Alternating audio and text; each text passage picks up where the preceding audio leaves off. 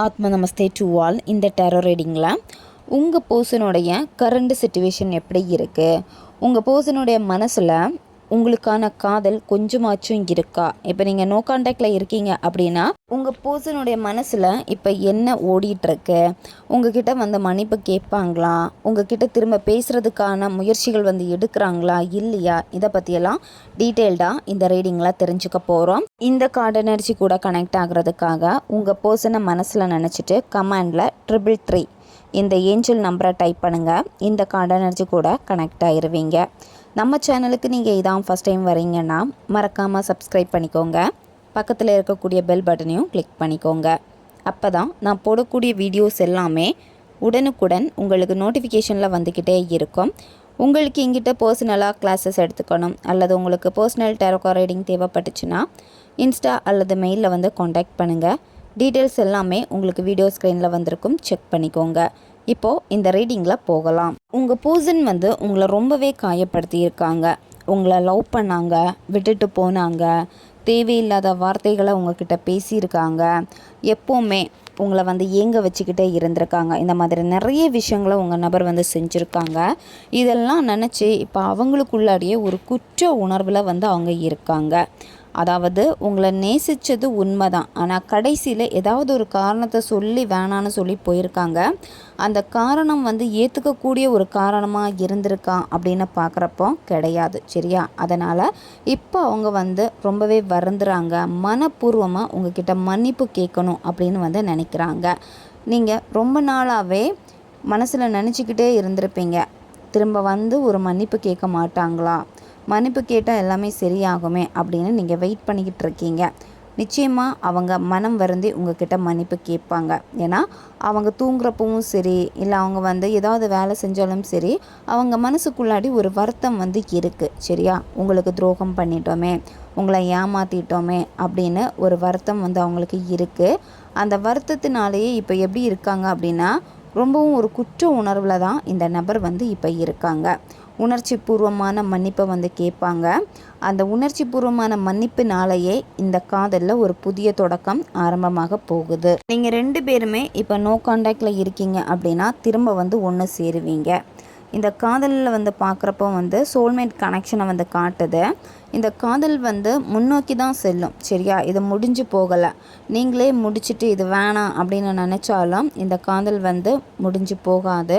அப்பப்போ ஒரு முறிவு ஏற்படும், அதாவது சின்ன சின்ன பிரேக்கப் ஏற்படும். கொஞ்சம் வந்து பேசாமல் இருப்பீங்க, திரும்ப சேருவீங்க, இந்த மாதிரி இருக்கும். ஏன்னா 2 பேருக்கு இடையிலையும் வந்து பார்க்குறப்ப வந்து அந்த சோல்மேட் கனெக்ஷன் வந்து ரொம்ப ரொம்ப ஸ்ட்ராங்காக இருக்குது. ஆனால் அடிக்கடி உங்களுக்குள்ளாடி மனக்கசப்புகள் வந்து ஏற்படும்.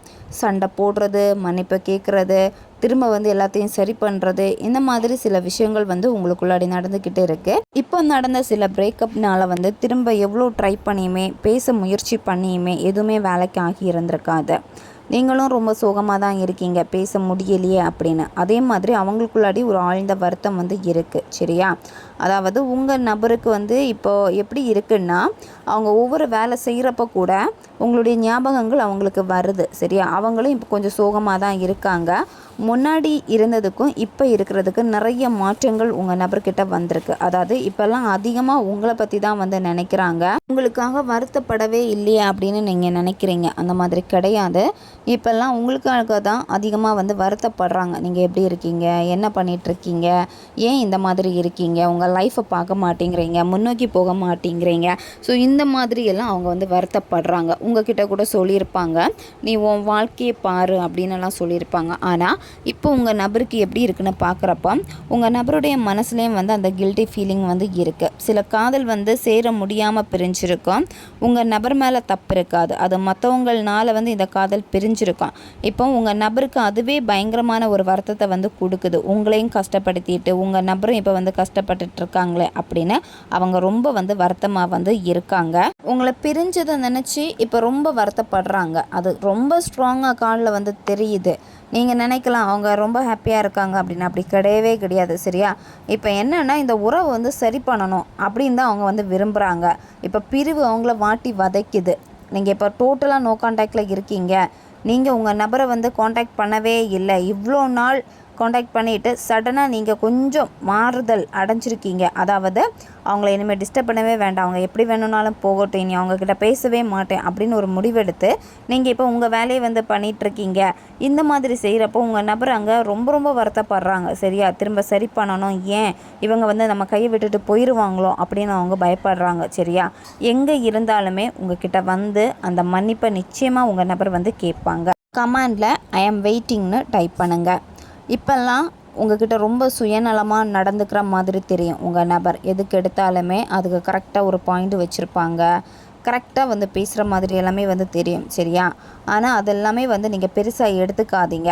ஏன்னா ஒரு சிலருக்கு அப்படி தான் நடந்துகிட்டே இருக்குது. உங்கள் நபரை பார்க்குறப்போ ரொம்ப சுயநலமாக நடந்துக்கிட்டு இருக்கிற மாதிரியே வந்து இருக்கும். ஏன் இவங்க இப்படியெல்லாம் நடந்துக்கிறாங்க, என்னை பற்றி கவலைப்பட மாட்டேங்கிறாங்க, எப்போவுமே அவங்கள பற்றி தானே கவலைப்பட்டுக்கிட்டே இருக்காங்க, அப்போ ஏன் லைஃப் என்னாக போகுது அப்படின்னு நீங்கள் நினைக்கிறீங்க. சரியா, சில விஷயங்களை வந்து உங்கள் நபர் வந்து மறைக்கிறாங்க, சில உண்மைகள் வந்து உங்களுக்கு தெரியக்கூடாதுன்னு நினைக்கிறாங்க. சரியா, ஒரு தயக்கமும் அவங்களுக்கு வந்து இருக்குது. உங்ககிட்ட மன்னிப்பு கேட்கணும்னு நினச்சா கூட கொஞ்சம் தயங்குறாங்க. ஏன்னா உண்மைகளை வந்து உங்களுக்கு தெரியப்படுத்தக்கூடாது, அதாவது நீங்கள் இன்னுமே கஷ்டப்படுவீங்க அப்படின்னு சொல்லிட்டு சில விஷயங்களை வந்து மறைச்சி வச்சுருக்காங்க. சரியா, உங்களுக்கு தெரியுது உங்கள் நபர் வந்து ஒரு விஷயத்த வந்து மறைக்கிறாங்க, அது வந்து கண்டிப்பாக அவங்க வந்து சொல்லணும், அவங்க பண்ண சில தப்புகளை அவங்க வந்து ஒப்புக்கொள்ளணும் அப்படின்னு வந்து நீங்கள் நினைக்கிறீங்க, அந்த மன்னிப்புக்காக நீங்கள் நினைக்கிறீங்க. சரியா, ஏன்னா உங்களுக்கு வந்து அவ்வளோ வருத்தமாக இருக்குது, நீங்கள் நம்பி இருக்கீங்க, உங்கள் நபர் வந்து இன்னொரு பர்சனுக்காக உங்களை வந்து காயப்படுத்திட்டு போயிருக்காங்க. இப்போ நீங்கள் தான் அந்த வருத்தத்தை ஏற்றுட்டு, அதாவது ஒவ்வொரு நாளுமே ஒரு பெயின்லேயே உங்கள் வாழ்க்கை வந்து போய்கிட்டே இருக்கு. மனப்பூர்வமான மன்னிப்பு ஒரு வாட்டி அவங்க கேட்க மாட்டாங்களா அப்படின்னு ஒவ்வொரு நாளுமே நீங்கள் இருக்கீங்க. அதே மாதிரி அவங்களுடைய ரகசியம் என்னத்தான் அவங்க மறைச்சி வச்சாலுமே அந்த விஷயங்கள் வந்து உங்களுக்கு தெரிய வரும். ஆல்ரெடி தெரிஞ்சிருக்கீங்க, நீங்கள் தெரிஞ்சுக்கிட்டோம் அவங்களே சொல்லட்டும் அப்படின்னு காத்திருக்கீங்க. ஒரு முடிவு, அதாவது இந்த ரிலேஷன்ஷிப்பில் அப்படி என்னத்தான் நடந்திருக்கு, சில மறைக்கப்பட்ட உணர்வுகளை அவங்க கண்டிப்பாக வெளிப்படுத்தி தான் ஆகணும். அதாவது அந்த கடந்த காலத்தில் இருக்கக்கூடிய சில விஷயங்களை கண்டிப்பாக அவங்க மனசு விட்டு என்கிட்ட சொல்லி தான் ஆகணும். உங்களுக்கு மனசில் நல்லாவே தெரியுது அவங்க மனசில் நீங்கள் தான் இருக்கீங்க, ஆனால் அவங்களுடைய உணர்வுகளை வந்து மறைச்சிக்கிட்டே இருக்காங்க அப்படின்னு. இந்த மாதிரி இருக்கிறப்ப வந்து உங்கள் மனசு வந்து உங்களுக்குள்ளாடி ஒரு தைரியத்தை கொடுத்துக்கிட்டே இருக்கும், கண்டிப்பாக அவங்க வந்து திரும்ப வருவாங்க, உங்ககிட்ட தான் வந்து சேர போகிறாங்க அப்படின்னு.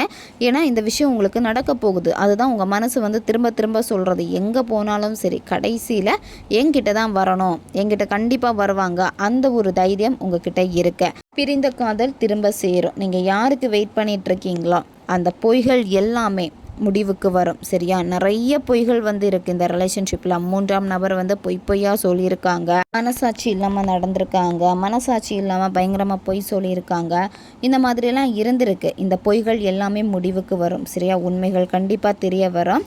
இப்போ உங்கள் நபருக்கே மனசாட்சி உறுத்துது. சரியா, உங்களை வந்து ஏமாற்றிட்டோமே அந்த ஒரு உறுத்தல் வந்து இருக்கு, காலில் திரும்ப திரும்ப அதுதான் வந்து சொல்லுது. உங்கள் பர்சன் இப்போ வந்து ஒரு கில்ட்டி ஃபீலிங்கில் வந்து இருக்காங்க. சரியா, நீங்கள் கேட்குறப்போ கண்டிப்பாக வந்து ஒப்புக்கொள்ளுவாங்க. ஏதாவது ஒரு விஷயத்த கேட்குறீங்கன்னா மறைக்கிறாங்க அப்படின்னா அவங்களே வந்து சொல்லுவாங்க. விரைவிலேயே எல்லா விஷயமும் உங்களுக்கு வந்து தெரிய வரும். உங்கள் நபர் இப்போ என்ன பண்ணுறாங்கன்னா அவங்களுக்கு அவங்களே வந்து ஏமாற்றிக்கிட்டே இருக்காங்க. அவங்களுக்கு உங்களை தான் பிடிச்சிருந்தாலுமே பிடிக்காத ஒரு லைஃப்பில் உங்கள் நபர் வந்து இருக்காங்க. அதே மாதிரி சில உண்மைகள், அதாவது தனிப்பட்ட உண்மைகளை வந்து இதுதான் அப்படின்னு சொல்லிட்டு அவங்க வந்து ஏற்றுட்டு இருக்காங்க. ஏன் பண்ணுறாங்க அப்படின்னு பார்க்குறப்ப உங்கள் நபர் வந்து வெளிக்காட்டலை, உங்கள் மேலே இருக்க பாசத்தை வந்து வெளிக்காட்டலை. ஏன்னா அவங்களுடைய சிச்சுவேஷன் வந்து அந்த மாதிரி வந்து இருக்குது. சரியா, அதனால தான் உங்களை வந்து இப்போ எதுலேயுமே வந்து பெருசாக திங்க் பண்ணலை, எதுலேயுமே வந்து கண்டுக்க மாட்டேங்கிறாங்க அப்படின்னு உங்களுக்கு தோன்றது. இப்போ இந்த காதலில் மூன்றாம் நபர் ஒரு சிலருக்கு வந்து இருக்கிறாங்க. உங்கள் நபர் வந்து அவங்கக்கிட்ட என்ன சொல்லுவாங்கன்னா, எனக்கு மனசு வந்து உறுத்துது, எனக்கு வந்து இவங்க தான் வேணும், அதாவது நீங்கள் தான் வேணும் அப்படின்னு வந்து அவங்கக்கிட்ட சொல்லிடுவாங்க. சரியா, 2 பேரில் வந்து ஒரு ஆளை கண்டிப்பாக வந்து சூஸ் பண்ணி தான் ஆவாங்க உங்கள் நபர், அதுவும் புரிஞ்சுக்கிட்டு சூஸ் பண்ணுவாங்க. நீங்கள் தான் முக்கியம் அப்படின்னு கண்டிப்பாக சொல்லுவாங்க. இவ்வளோ நாள் வந்து கண்டுக்காமல் இருக்காங்களேன்னு நீங்கள் அப்படியெல்லாம் நினைக்க வேண்டாம். சரியா, அங்கே புரிஞ்சுக்கிறப்போ நீங்கள் தான் மெயினான ஒரு பர்சன். சரியா, உங்களை மாதிரி யாருமே அவங்கள பார்த்துக்கிடவே இல்லை. அதுதான் இப்போ அவங்களுக்கு ஒரு குற்ற உணர்வு இருக்குது. அதுதான் வந்து வெளிப்படையாக பேச மாட்டேங்கிறாங்க. அவங்களுக்குள்ளாடியே சில அழுத்தங்கள், மன அழுத்தங்கள் வந்து இருக்குது. இருந்தாலுமே ஒரு நம்பிக்கை இருக்குது, உங்ககிட்ட வந்து மன்னிப்பு கேட்குறப்போ நீங்கள் கண்டிப்பாக அவங்கள வந்து ஏற்றுக்கொள்ளுவீங்க அப்படிங்கிற ஒரு நம்பிக்கையில் வந்து அவங்க இருக்காங்க. சரியா, இப்போ நீங்கள் என்ன நினைக்கிறீங்கன்னா உங்கள் நபரை வந்து சந்தோஷப்படுத்தணும், அதாவது அவங்க திரும்ப எங்கிட்ட வரதுக்காக நான் ஏதாவது திரும்ப முயற்சி எடுக்கணும் அப்படின்னு நீங்கள் நினைக்கிறீங்க.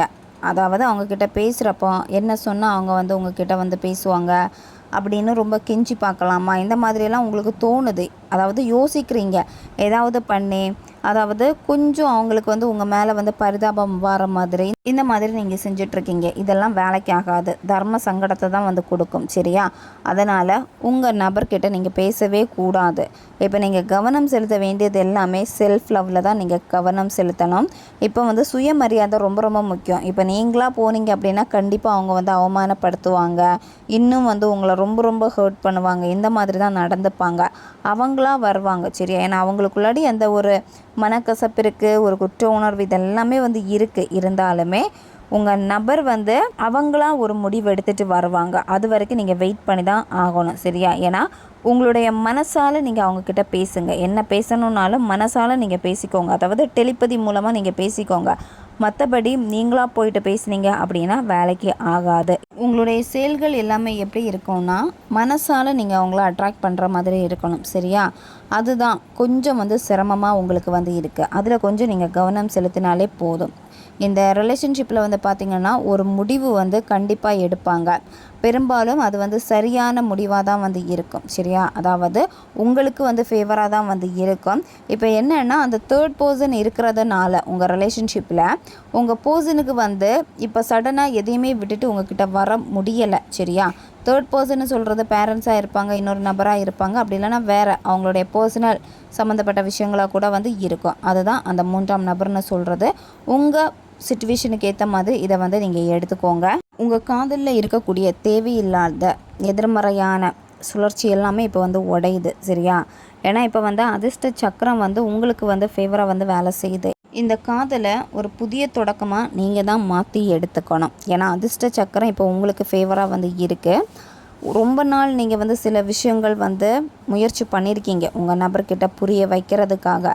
ஆனால் அங்கே பலன் இல்லாமல் உங்களுக்கு போயிருக்கு. இனிமேல் நீங்கள் வந்து அதை முயற்சி பண்ணணுங்கிற அவசியம் கிடையாது. சொல்லி புரிய வைக்கணும் அந்த மாதிரி கிடையாது. சரியா? உங்களுடைய நம்பிக்கையை மட்டும் நீங்கள் விட்டுறவே கூடாது.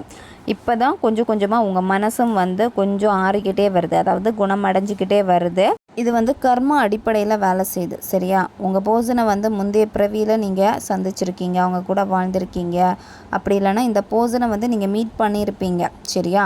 ஏதோ ஒரு விஷயத்தில் மீட் பண்ணியிருக்கீங்க. அந்த ஆற்றல் தான் இப்போ இந்த ஜென்மத்திலையும் வந்து தொடருது. ஆன்ம ஒப்பந்தம் வந்து இருக்குது இதுக்கு.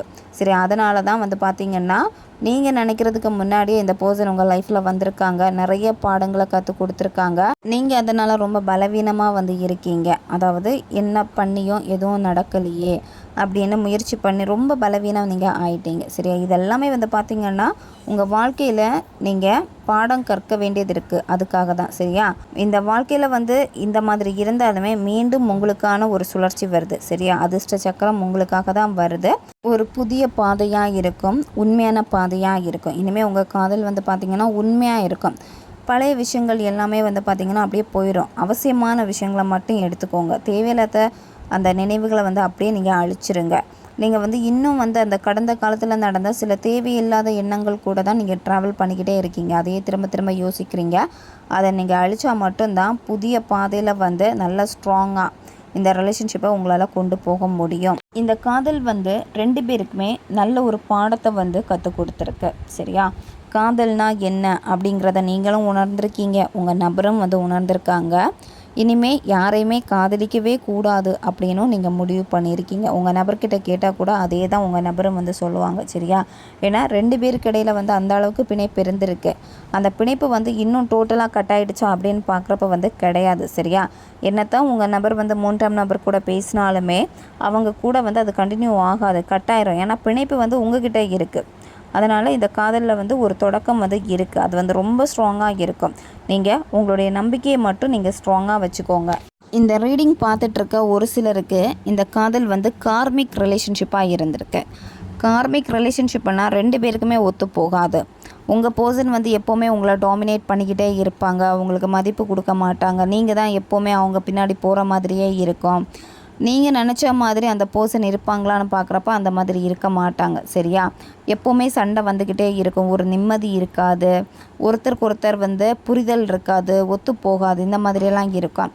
இந்த மாதிரியான ஒரு பர்சன் உங்கள் கார்மிக் ரிலேஷன்ஷிப்பாக இருக்கிறப்போ இந்த நபரை வந்து நீங்கள் சந்தித்தது எதுக்காக அப்படின்னா காதலில் ஒரு பாடத்தை கற்றுக்கொள்கிறதுக்காக தான் நீங்கள் மீட் பண்ணியிருக்கீங்க. சரியா? இவங்க உங்கள் காதலில் பயங்கரமான ஒரு பாடத்தை கற்றுக் கொடுத்துட்டு விட்டுட்டு போயிடுவாங்க. இந்த ரிலேஷன்ஷிப்பு வந்து உங்களுக்கு கட்டானதுக்கப்புறமா உங்கள் வாழ்க்கையில் நல்ல ஒரு க்ரோத் வந்து இருக்குது. இந்த கார்மிக் ரிலேஷன்ஷிப்பில் நீங்கள் இருக்கீங்கன்னா அந்த ரிலேஷன்ஷிப்பை வந்து நீங்கள் கண்டினியூ பண்ணாதீங்க. ஏன்னா அடுத்து உங்கள் வாழ்க்கையில் வந்து ஒரு சோல்மேட் கனெக்ஷன் வந்து இருக்குது. உங்களுடைய சோல்மேட்டை நீங்கள் மீட் பண்ண போகிறீங்க. இவங்க தான் உங்கள் சோல்மேட் அப்படின்னு நீங்கள் நினச்சிட்ருக்கீங்க இந்த கார்மிக் ரிலேஷன்ஷிப்பை. ஆனால் அவங்க வந்து உங்களுடைய சோல்மேட் வந்து கிடையாது. இனிமே தான் உங்கள் சோல்மேட்டை நீங்கள் பார்க்க போகிறீங்க. உங்கள் காதலில் நிறைய அடியை நீங்கள் சந்தித்ததுக்கு அப்புறம் தான் வந்து பிரபஞ்சம் இந்த சோல்மேட்டை வந்து உங்கள் காதலில் கொண்டு வருவாங்க. ஏன்னா நிறைய அனுபவங்கள் நீங்கள் வந்து பார்க்கணும். அதுக்காக தான். ஏன்னா கர்மா அடிப்படையில் தான் வந்து இப்போ எல்லாமே வேலை செஞ்சுக்கிட்டு இருக்கு. சரியா? அதனால தான் வந்து பார்த்திங்கன்னா சில கர்மா வந்து கழியாமல் இருக்குது. அதனால தான் இந்த நபர் கார்மிக் ரிலேஷன்ஷிப்பில் இருக்கக்கூடிய ஒரு பர்சனை வந்து பார்த்துருக்கீங்க. பயங்கர ஒரு அடி விழுந்திருக்கு. அதிலிருந்து மீண்டு வருவீங்க. அடுத்து உங்களுக்கான காதல் கிடைக்கும். இந்த சோல்மேட் வந்து நீங்கள் ஆசைப்பட்ட மாதிரியான ஒரு ஆழ்ந்த காதலை வந்து கொடுப்பாங்க. ஆன்மீக தொடர்பாக வந்து இருக்கும். சரியா? அதாவது 2 பேருக்கு இடையில் இருக்கக்கூடிய ஈர்ப்பு வந்து பரஸ்பர ஈர்ப்பாக வந்து இருக்கும். விதியால் வந்து நிர்ணயிக்கப்பட்ட ஒரு காதல். சரியா? அதனால் இவங்க வந்து உங்களுக்கு உண்மையாக இருப்பாங்க. இனிமேல் நீங்கள் பார்க்கக்கூடிய நபர். உங்களுக்கு டவுட் இருக்கும் எப்படி என்னுடைய சோல்மேட்டை கண்டுபிடிக்கிறது அப்படின்னு. உங்களுடைய 2 பேருடைய ஈர்ப்பு வந்து எப்படி இருக்குன்னா ஒரே மாதிரி இருக்கும். 2 பேருடைய உணர்வுகளும் ஒரே மாதிரி இருக்கும். சரியா? அதாவது உங்களுடைய கேரக்டரும் ஒத்துப்போகும், அவங்க கேரக்டரும் ஒத்துப்போகும். நீங்கள் என்ன நினைக்கிறீங்களோ அதை தான் அவங்களும் நினைப்பாங்க. இந்த மாதிரி ஒரே மாதிரி இருக்கும் 2 பேருடைய செயல்முறைகளும். 2 பேருமே எஃபர்ட் போடுவீங்க. நீங்களும் எஃபர்ட் போடுவீங்க. அந்த பர்சன் இந்த ரிலேஷன்ஷிப்புக்காக எஃபர்ட் போடுவாங்க. நல்லா இந்த ரிலேஷன்ஷிப்பை வந்து கொண்டு போகணும் அப்படின்னு. உங்கள் 2 பேருக்கு இடையிலையும் இருக்கக்கூடிய அன்பு வந்து எப்படின்னா ரொம்பவும் ஸ்ட்ராங்காக இருக்கும். அதே மாதிரி நிறைய ஏக்கம் நிறைந்த காதலாக இருக்கும். கள்ளக்கபடமற்ற காதலாக இருக்கும். சரியா? அதாவது அந்த இடத்துல வந்து எந்த விதமான பொய்யும் வந்து இருக்காது. உண்மையாக வந்து அந்த பர்சன் வந்து இருப்பாங்க. நீங்களும் அவங்களுக்கு உண்மையாக இருப்பீங்க. அவங்களும் உங்களுக்கு வந்து உண்மையாக இருப்பாங்க. கலங்கமற்ற காதலாக வந்து இருக்கும். உங்கள் பர்சன் நீங்கள் சந்திக்கிறப்பவே வந்து அதாவது ஒருத்தருக்கு ஒருத்தர் உங்களுடைய கருத்துக்களை பகிர்றப்பவும் சரி, டைம் வந்து ஸ்பெண்ட் பண்ணுறப்பவும் சரி, சீக்கிரமாகவே வந்து ஒத்துப்போகும். சரியா? இதில் ஒரு நபர் வந்து ரொம்ப குழந்தைத்தனமாக இருப்பாங்க. அதே மாதிரி ஆப்போசிட் பர்சனை வந்து குழந்தைத்தனமாக இருப்பாங்க. அதாவது அவங்களுடைய குழந்தைத்தனங்கள் வந்து உங்ககிட்ட வெளிப்படும். உங்களுடைய குழந்தைத்தனம் வந்து அந்த நபரை பார்க்குறப்ப வந்து வெளிப்படும். இந்த மாதிரி உங்கள் மனசுக்குள்ளாடி இருக்கக்கூடிய சின்ன சின்ன குழந்தைத்தனம், அந்த மகிழ்ச்சி இதெல்லாமே ஆட்டோமேட்டிக்காக வெளிப்படும். அதை உங்கள் நபர் ரசிப்பாங்க. அதே மாதிரி உங்கள் நபரையும் நீங்கள் அதிகமாக நேசிப்பீங்க. அவங்கள பார்க்குறப்பவே ரொம்ப கம்ஃபர்டபுளாக ஃபீல் பண்ணுவீங்க. யாரோ மாதிரி இருக்காது. சீக்கிரமாக பழகிடுவீங்க. அவங்க கூட இருக்கிறப்ப ரொம்ப சந்தோஷமாக இருப்பீங்க. அதாவது உங்கள் வாழ்க்கையில் எதையோ ஒரு சாதித்த ஒரு ஃபீல் வந்து உங்களுக்கு கிடைக்கும்.